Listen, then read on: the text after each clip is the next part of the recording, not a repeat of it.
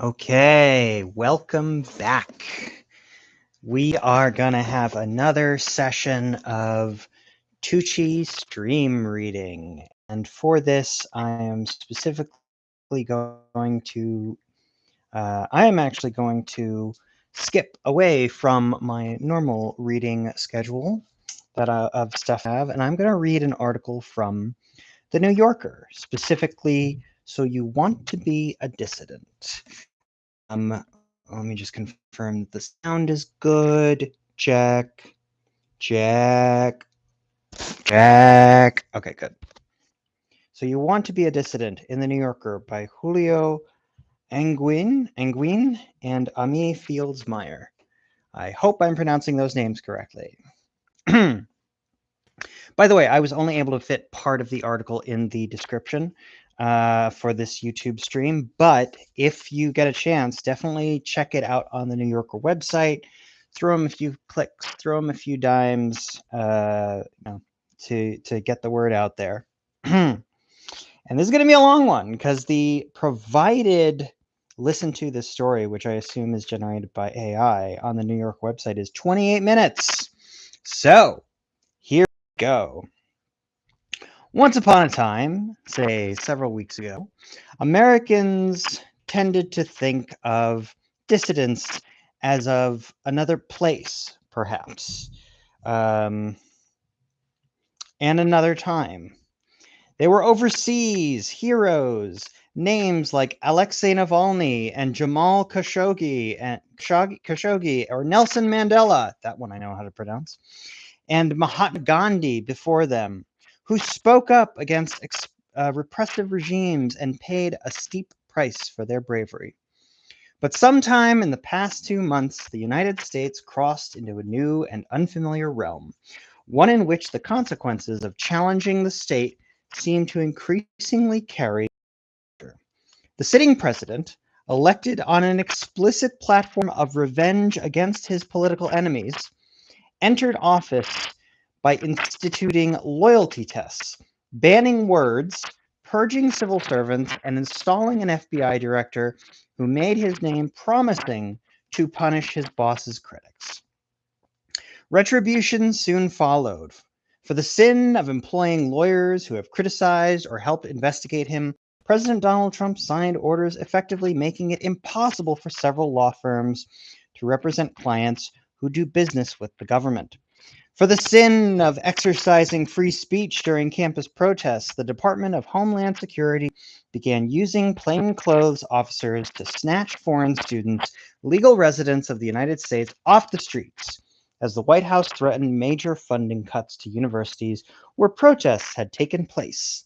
And for the sin of trying to correct racial and gender disparities, the government is investigating dozens of public and private universities and removing references to Black and Native American combat veterans from public monuments.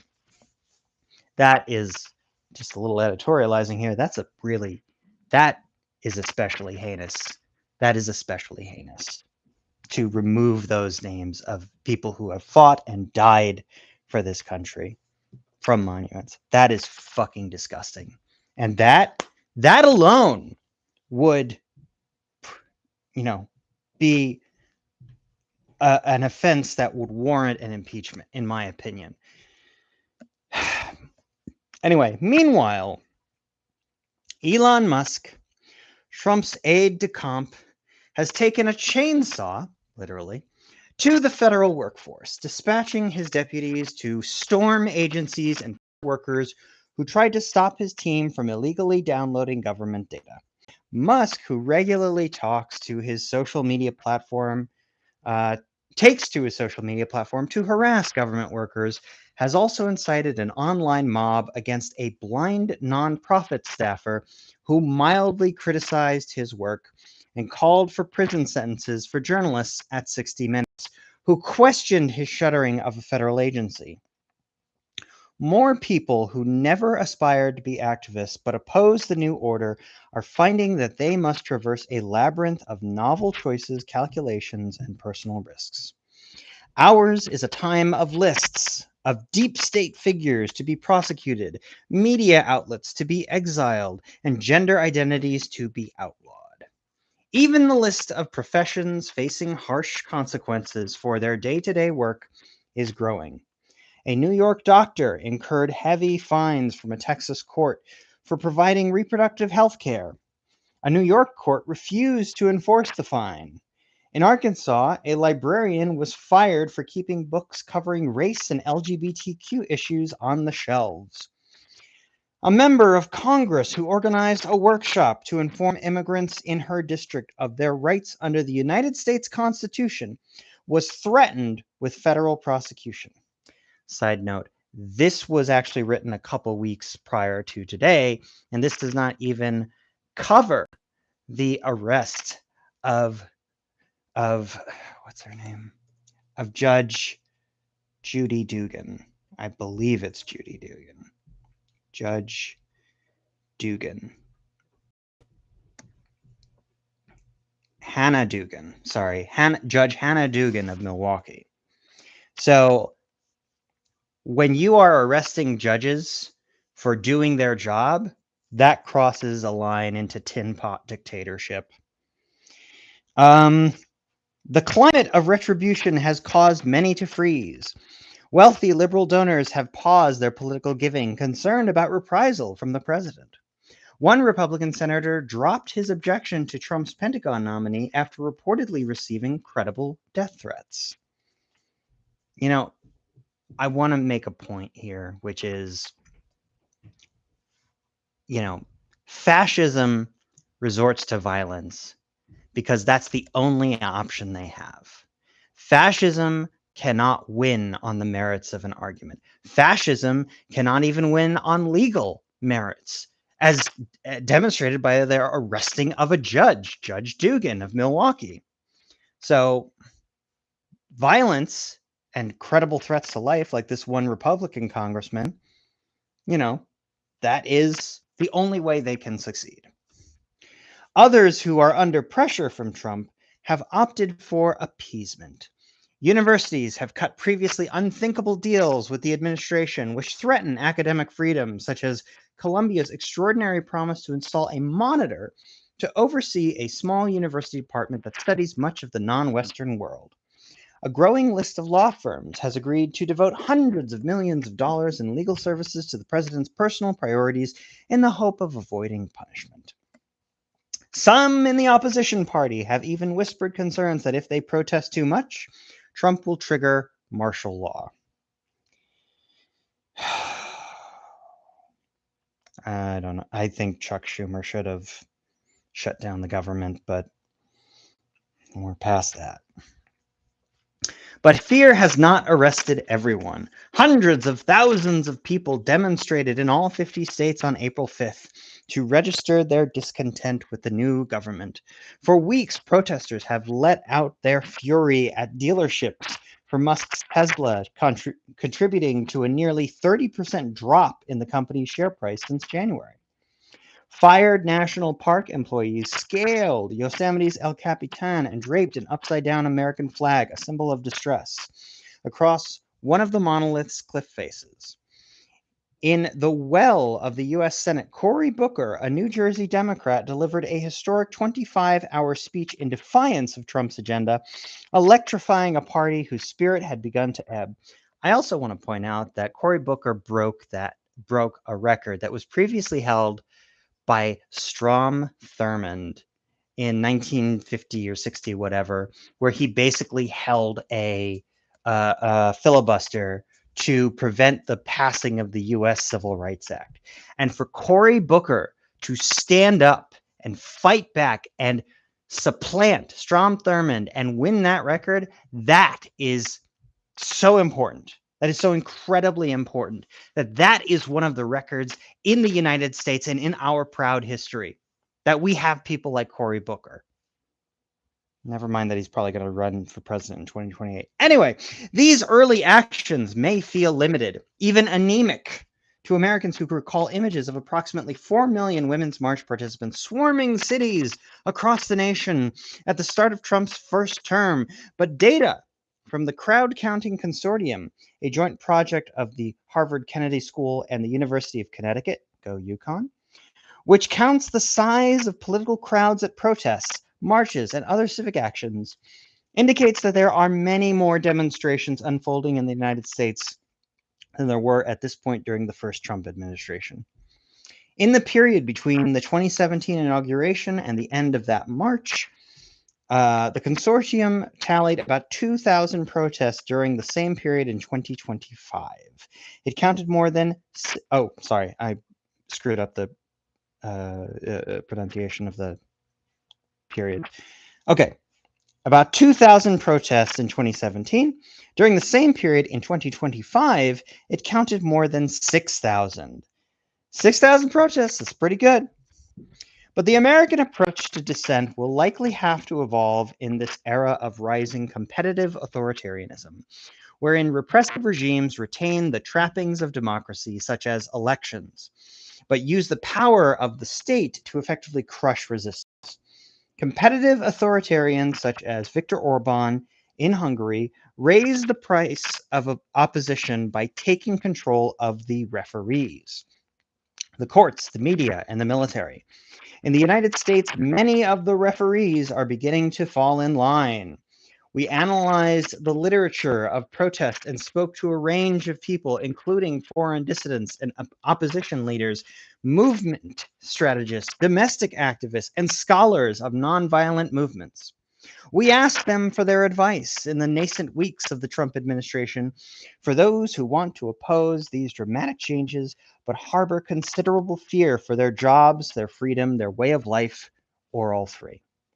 There are some proven lessons, operational and spiritual, to be learned from those who have challenged repressive regimes, a provisional guide for finding courage in Trump's age of authoritarian fear. Americans have seen their government weaponize fear before. President Harry Truman directed a purge of the federal workforce amid Cold War paranoia, eventually ensnaring more than 7,000 workers suspected of holding quote-unquote subversive views. In the decades that followed, J. Edgar Hoover's FBI worked diligently to foster a sense of anxiety among Black civil rights organizers, taking steps such as posting flyers to lure activists to a fake meeting where agents could take down their license plate numbers. Muslim American and Arab American communities across the U.S.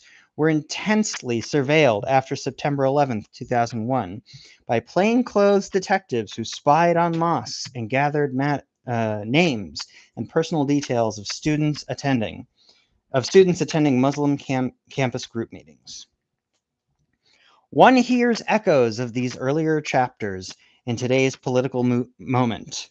Some demographics, including immigrants and Americans of color, have long been disproportionately subject to tracking, unwarranted surveillance, and suppression.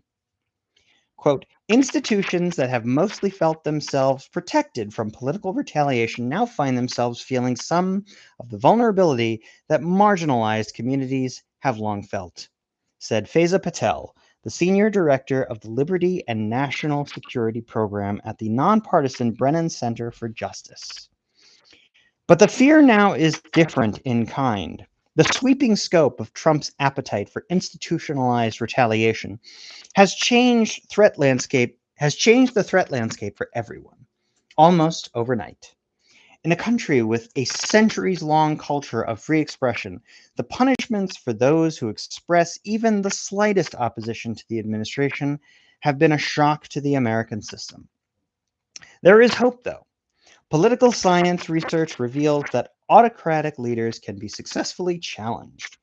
Erica Chenoweth, a professor at Harvard University, has analyzed more than 600 mass movements that sought to topple a national government, often in response to its refusal to acknowledge election results, or obtain territorial independence in the past century.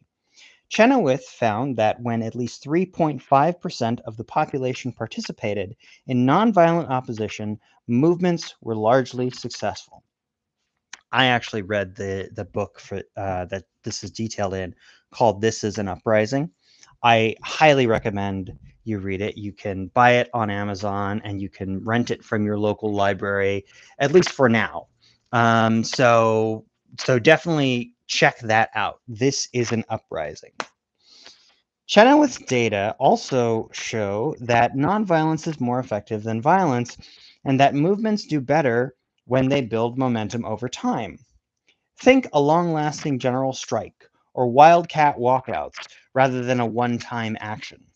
Successful campaigns weaken popular support for an authoritarian leader by encouraging different sectors of society, such as business leaders, religious institutions, unions, or the military, to withdraw their support from a corrupt or unjust regime. One by one, the sectors defect, and eventually the leader may weaken and their government may fall. Take South Africa, for instance, where in the late 1980s and early 90s, white business owners who were feeling the pain of domestic and global economic boycotts turned their ire toward the ruling National Party government, pressuring leaders to come to the table with Mandela and end apartheid. Or Serbia, where during the demonstrations against Slobodan Milosevic at the turn of the 21st century, a student movement managed to weaken the willingness of state security forces to use violence against them. Activists brought flowers and cakes to the police and military officers while they were standing guard. At the peak of the protests, when hundreds of thousands of people assembled alongside a general strike in Belgrade, Milosevic ordered the police to disperse the protesters, but the police refused. Quote, all power holders, even the most ruthless and corrupt, rely on the consent and cooperation of ordinary people, Maria J. Stephan, who co-authored a book with Chenoweth titled Why Civil Resistance Works, said. The key to challenging authoritarian regimes, Stephen said, is for citizens to decline to participate in immoral and illegal acts. Stephen, who co-heads the Horizons Project, a nonprofit that supports nonviolent movements against authoritarianism, has a phrase for this mindset. I think of it as collective stubbornness, she said. I love that. I love that. And also, like, if you know me and if you know my family, we are so incredibly stubborn. I love that. Anyway, Danny Timpona stood at the front of a crowded room as a slideshow of photos flashed on the projector screen behind him. A white Department of Homeland Security vehicle, a black Chevy SUV with tinted windows. Then close shots of uniform patches stitched with the insignias of various immigration enforcement agencies, ICE, Customs and Border Patrol, and Homeland Security investigations. It was a brisk night in early March. The audience of 75 people, packed closely into white folding chairs at a community center just outside Boston, had come to learn how to spot undercover immigration agents. Timpona, the organizing director for the community organizing group Neighbor to Neighbor, Massachusetts, initiated a pop quiz. As a new batch of images appeared on the screen, people shouted from their seats, "That one's ICE. That's a police car." A few weeks earlier, Tom Homan, Trump's cartoonishly tough-talking border czar, had pleaded in a widely covered speech that he would soon bring hell to Boston in the form of immigration raids. Within days of Homan's remarks, a coalition of Massachusetts immigrant rights groups had begun training people across the state to approach suspicious vehicles and document their conversation with the agents inside before calling a hotline run by the coalition. A hotline run by the coalition Luce to share as much information as possible. Fuck yeah, go New England. Long a fixture of civil rights and racial justice campaigns in the United States, communal trainings for nonviolent action aren't just about tactics. They also carry something of a spiritual message. Yes, you've signed up to take on a higher level of risk for the greater good. These group sessions convey, but you're not doing it by yourself. Many dissidents we spoke to said that amid prolonged and cascading political crises, establishing a political home for yourself is a necessary ingredient for nurturing non-cooperation. Think of this as the equivalent of participation in a faith community that meets to worship, a regular practice to guard against loneliness and despair and check in with others going through similar experience. I'll also add, like, at faith experience and faith meetings, you worship a god, you worship a holy text. At these political meetings, they're worshiping the Constitution, and I think that's worth pointing out. Felix Maradiaga, a Nicaraguan opposition leader, was jailed in 2021 after announcing that he would challenge the dictator Daniel Ortega for the presidency. Maradiaga had risen to prominence as an outspoken critic of Ortega's corruption, including his channeling of public funds to his family and close allies through private business ventures and government contracts. Maradiaga, who was released from prison in 2023, says that dissent was most personally taxing when he felt most politically isolated. Quote, "I spoke openly against crony capitalism," he said. "To my surprise, there were very, very few who spoke up." Maradiaga credits his ability to advocate against Ortega's dictatorship in the years before his imprisonment to a community of support that he cultivated, both locally through family and friends and globally through the World Liberty Congress, an alliance of anti-authoritarian activists from regimes including Iran, Russia, Rwanda, and China. Another editorializing, it's really sad now that we have activists in the United States who now feel they need to fight back against the government in the same way that freedom fighters in Iran, Russia, Rwanda, and China feel they need to fight back on.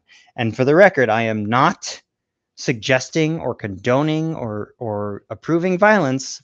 I'm simply saying that it is a sad fact that the American political situation has deteriorated to this point. Now living in exile in the United States, Maradiaga serves as the director of the WLC's Academy, which helps train activists fighting authoritarian governments. I need water. Which helps training. Among the slate of protests,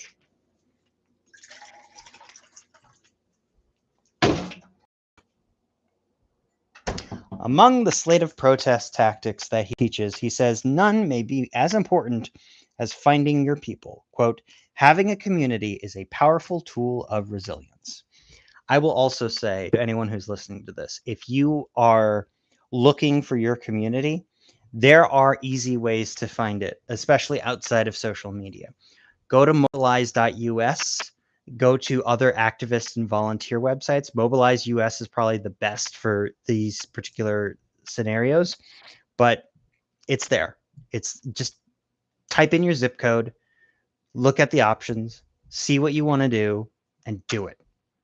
You only live once, and if not now, when?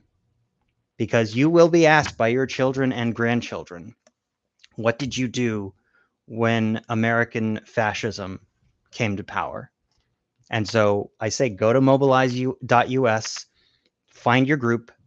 You can search by zip code, by activity, etc., and just go. Just do it. Okay. Tool of resilience. A few weeks after the Boston area ice watch training, community preparation paid off when the network received a tip. Men in suspicious vehicles had been spotted in front of a construction site where day laborers were working. Casey, whose name has been changed here, a local elementary school teacher who had attended the community center session, received a message with a request for volunteers to the location. By the time Casey arrived, others from the network had already engaged with the agents about their presence in the area and had filmed the interaction on their phones. The agents, but Casey stayed at the site for about 2 hours before noticing some of the workers leaving through the back. Casey and a few other volunteers approached them with Know Your Rights materials and offered them a ride home. The workers accepted. That's great. That's great. Okay. I also want to say, like, not all of us in this fight for democracy, not all of us in this fight for democracy are going to be leaders, you know? And I think what we see from the FBI actions and from the Justice Department's actions, they are going after specific, case scenarios where they're going after the most visible people. So what we can do as everyday people, as activists, is to amplify these necessary voices. That's why I am reading this on my YouTube channel with 50 fucking subscribers, because all of us, like, in order to fix this, all of us are gonna need to have to pitch in. So, okay, Homan has kept his promise, overseeing the immigration arrests of 370 people in Massachusetts over a multi-day operation in late March, but no one at the construction site was taken into custody or detained that day. Taking part in non-cooperation or defiance doesn't have to mean becoming a martyr or abandoning all personal defenses, particularly in the United States, where we still have plenty of legal and cultural support for freedom of expression. Even so, this moment calls for discretion. Quote, "There's never going to be zero risk," says Ramzi Qassem, a professor of law at the City University of New York and a co-leader of the nonprofit legal clinic Clear. He said, "You just have to decide how much risk you are willing to carry to continue to do the work you're doing. Worrying about amorphous dangers can be paralyzing. Instead, if you're considering non-cooperation work, write up a plan for the worst case scenario. What you'll do if you get fired or audited or find yourself in legal trouble. Reach out to a lawyer and an accountant or others who could help you navigate complicated decisions. Now is the time to clean up your life, your digital life, and even perhaps your personal life." Dissidents describe a pattern. Autocrats and their cronies use even the most minor personal scandal to undermine the credibility of activists and weaken their movements. "You have to be a nun or a saint," one prominent Venezuelan political activist said, who asked not to be named, told us, "If someone wants to find dirt on you, they will find it. So give them the least dirt possible." Side tangent. I remember the anonymous protests against Scientology back in, I want to say 2007, 2008. And even then, what they did, specifically the Church of Scientology, I witnessed this at protests, specifically one where I was recording a short video covering the protests. It was called Tickets to the Freak Show. I think you can still find it on YouTube somewhere. But I was covering these protests, and what I found was, number one, there were Scientologists mixed in with the protesters as fake protesters, handing out false propaganda about Anonymous, saying that Anonymous was violent when in fact they were not. That was one of the things I saw. And second, what Scientology did, official Scientologist protesters, not the hidden ones, but the official ones, they came out with banners, with information of the protesters who were there. And the protesters were like 20-something-year-old kids, and the Scientology protesters came out with signs and banners and photos of the protesters with their names, their phone numbers, and their home addresses, essentially doxing them in real time. And to their credit, those anonymous protesters who would not take off their masks, they proudly stood by those signs saying, "Yeah, this is me. It's a great picture, isn't it?" Showing that they were not afraid. And so that is some of the tactics we're going to see in the coming years. Probably coming weeks. That is the kind of thing we're going to see in the coming weeks. And also, we need to understand that their intent is to bully us. Their intent is to make us afraid. And we cannot We cannot let them make us afraid. Period. If we obey in advance, and another book I'll recommend is 20 Lessons on Tyranny, 20 Lessons from Tyranny in the 20th Century, something along those lines. I'm forgetting the exact title. But the number one rule is do not obey in advance. Never forget that we are American citizens. We have rights under the Constitution. And as our founding fathers said, we have rights as ordained by God, the right to life, liberty, and the pursuit of happiness. And no tin pot dictator, and no FBI head, and no cop, no ICE agent can take that away from us. Back to the article. That includes deleting old social media posts and using only trusted encrypted messaging apps like Signal. I'll also say this, like, yeah, this is actually a pretty good thing to do.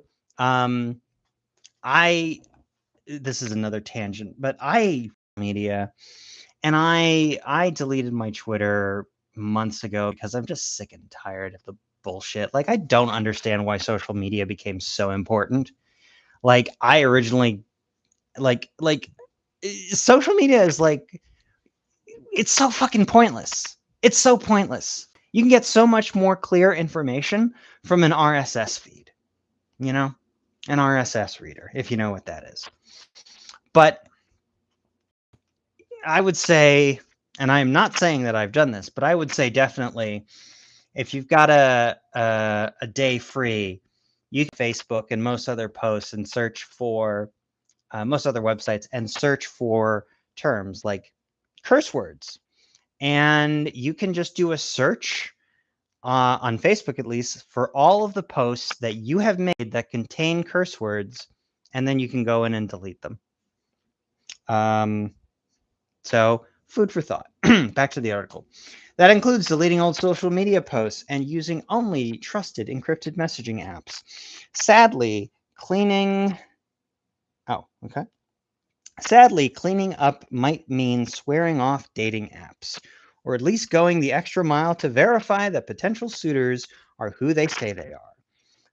I think every fucking woman in America has already dealt with this and knows how to do this, but I digress. The right-wing activist James O'Keefe has been advertising on Facebook and X for people who will use matchmaking platforms to meet with targets and secretly record them. In January, he nabbed a Biden White House staffer, and last month, his former organization, Project Veritas, used a similar technique against the U.S. Education Department worker. Oh, shit. I just realized U.S. Education Department worker, that's not a political employee. It's just literally a person who works for the U.S. Department of Education. Jesus fucking Christ. Okay, another tangent. This is fucking totalitarianism. And I do mean that. This goes beyond fascism. This is totalitarianism, because this is an instance where the government wants to decide what you can say, what clothes you can wear, what gender you can present, what makeup you can and cannot wear. They want to decide what you say and who you say it to, and what you do in the bedroom, and what you can and can't put inside your body. Like, this is disgusting. Let's be honest. This is fucking disgusting. Another key strategy, back to the article, another key strategy, ironically, is compliance, as in compliance with as many laws as possible. Tax laws, traffic laws, Sandor Lenderer, who runs K-Monitor. Oh, that's a person. Sandor Lenderer, who runs K-Monitor, a corruption watchdog group in Hungary, recalled being investigated as part of an inquiry into multiple nonprofits by the government of Viktor Orban, a close Trump ally.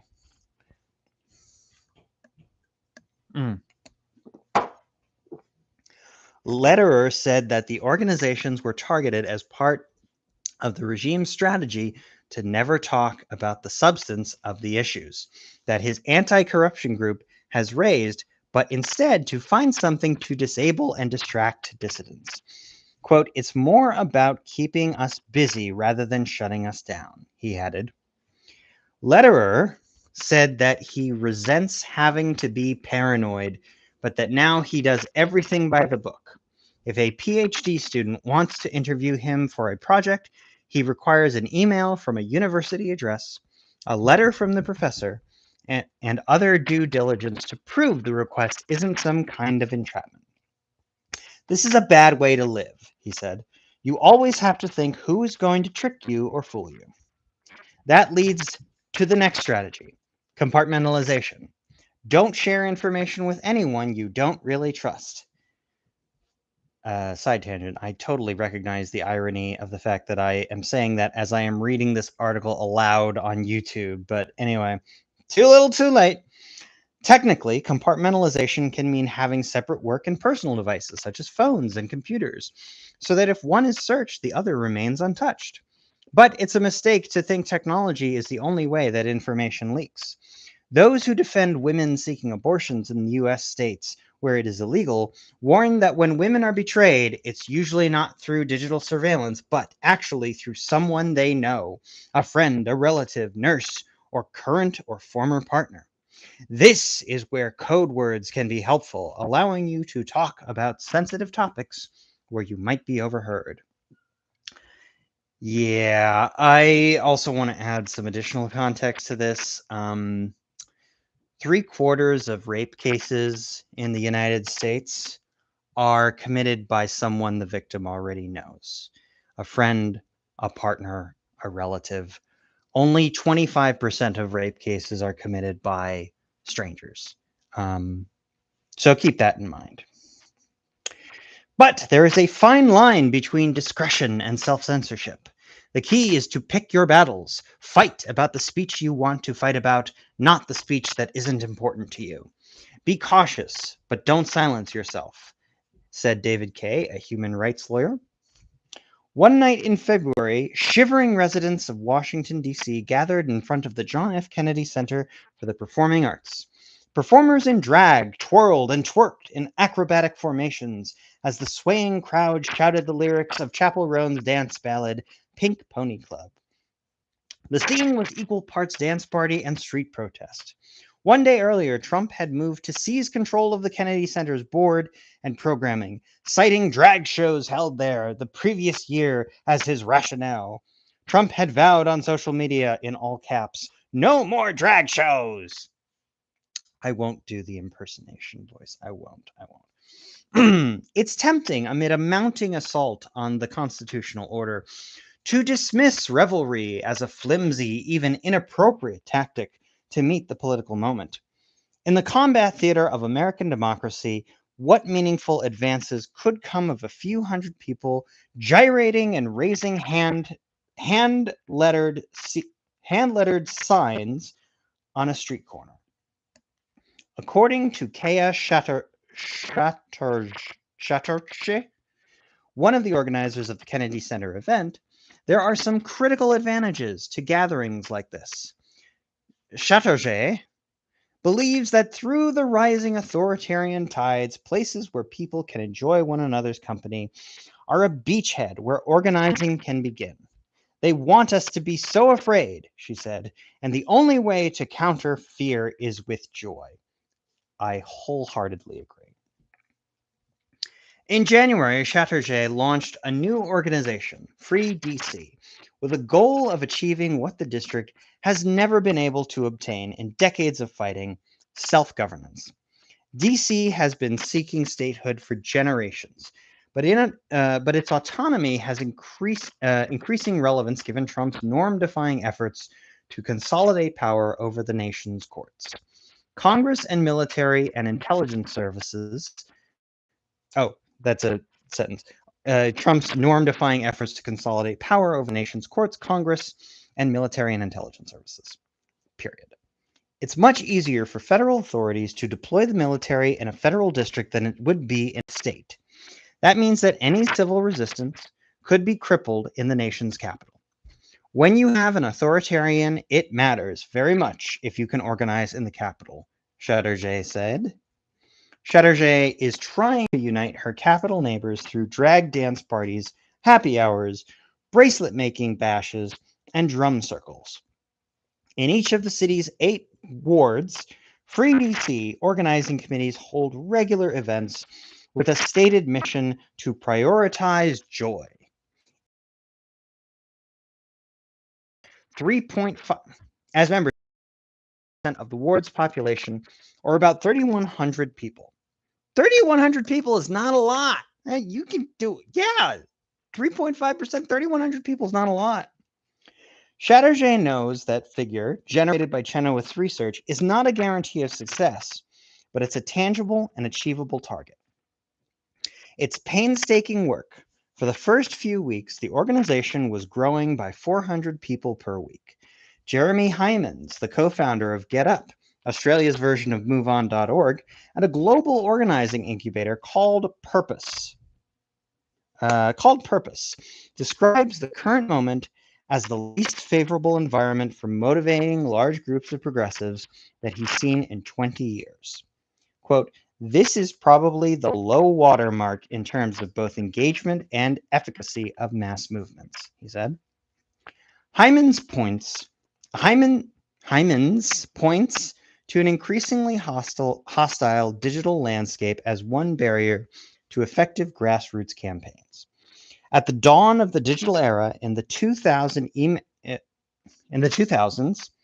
email transformed the field of political organizing, enabling groups like MoveOn.org to mobilize huge campaigns against the Iraq War and allowing upstart candidates like Howard Dean and Barack Obama to raise money directly from people instead of relying on party infrastructure.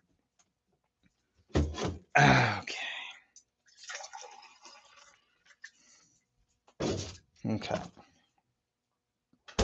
But now, everyone's email inboxes are overflowing. The tech oligarchs who control the social media platforms are less willing to support progressive activism. Globally, autocrats have more tools to surveil and disrupt digital campaigns, and regular people are burned out on actions that have failed to remedy fundamental problems in society. It's not clear what comes next.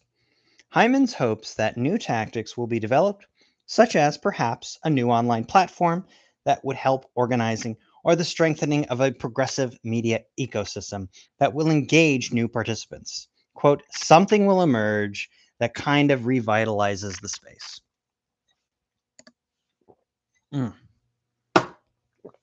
Okay. There's an oft-told story about Andrei Sakharov. Andrei Sakharov, the celebrated 20th century Soviet activist. Sakharov made his name working as a physicist on the development of the USSR's hydrogen bombs at the height of the Cold War, but shot to global prominence after Leonid Brezhnev's regime punished him for speaking publicly about the dangers of those weapons and also about Soviet repression. When an American friend was visiting Sakharov and his wife, the activist Yelena Bonner, in Moscow, the friend referred to Sakharov as a dissident. Bonner corrected him, "My husband is a physicist, not a dissident." This is a fundamental tension of building a principled dissident culture. It risks wrapping people up in a kind of negative identity, a cloak of what they are not. The Soviet dissidents understood their work as a struggle to uphold the laws and rights that were enshrined in the Soviet Constitution, not as a fight against a regime. They were, quote, "They were fastidious about everything they did being consistent with Soviet law," said Benjamin Nathans, a history professor at the University of Pennsylvania and the author of a book on Soviet dissidents, said, "I call it radical civil disobedience." An affirmative vision of what the world should be is the inspiration for many of those who, in these tempestuous early months of Trump 2.0, have taken meaningful risks, acts of American dissent. Meaningful risks dash acts of American dissent. God, the fucking punctuation is really throwing me off. Consider Marianne Boudet. I don't know if that's how her name is pronounced, but I'm going to pronounce it that way because I like it. Marianne Boudet, the Episcopal bishop who used her pulpit before Trump on Inauguration Day to ask the president's mercy for two vulnerable groups for whom he has reserved his most visceral disdain. For her sins, a congressional ally of the president called for the pastor to be added to the deportation list. I want to point out something. This is literally freedom of speech. Literally, like since George Washington, we have had the ability to stand before our leaders and say, I disagree with you.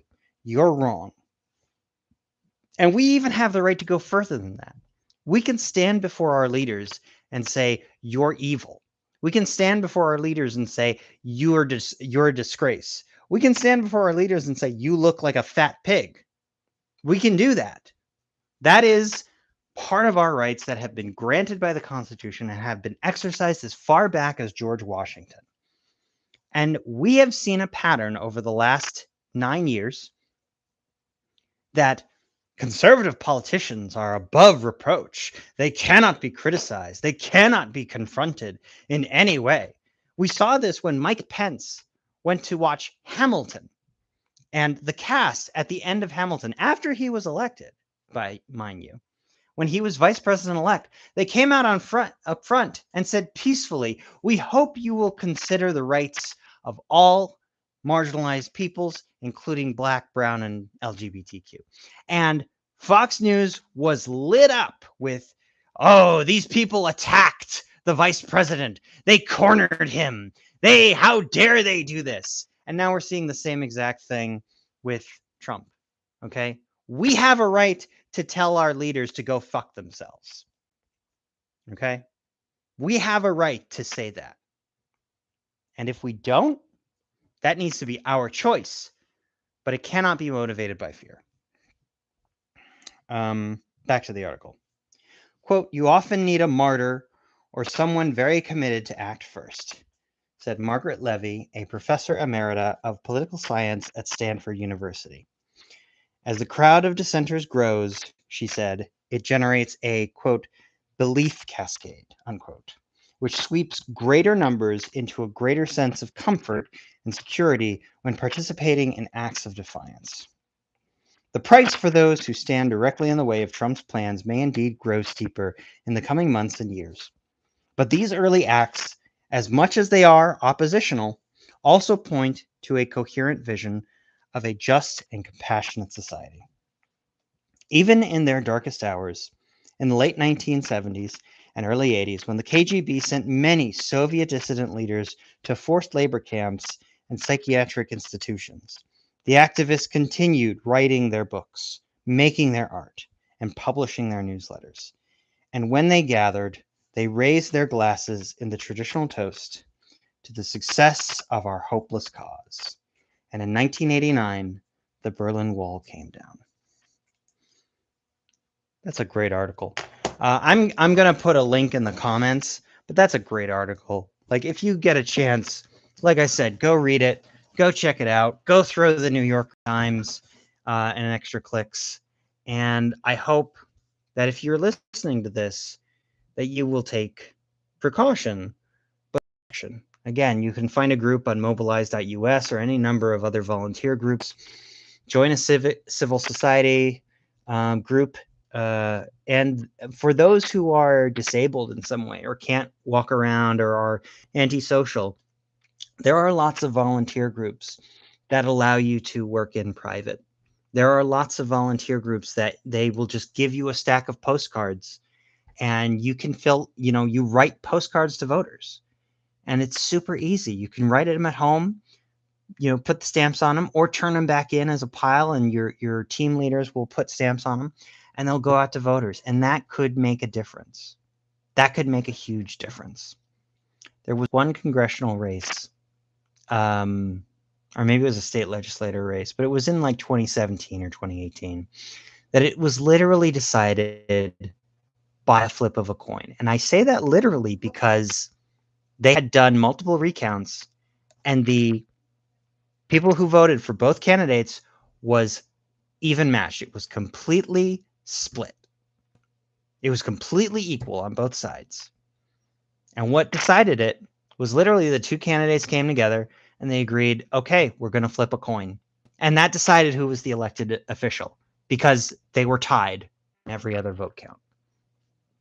And if 20 postcards could get out 20 more voters, for a given candidate or what have you, then that could make all the difference. So please go to mobilize.us or go to any other volunteer site and sign up with a group today. Good night and good luck.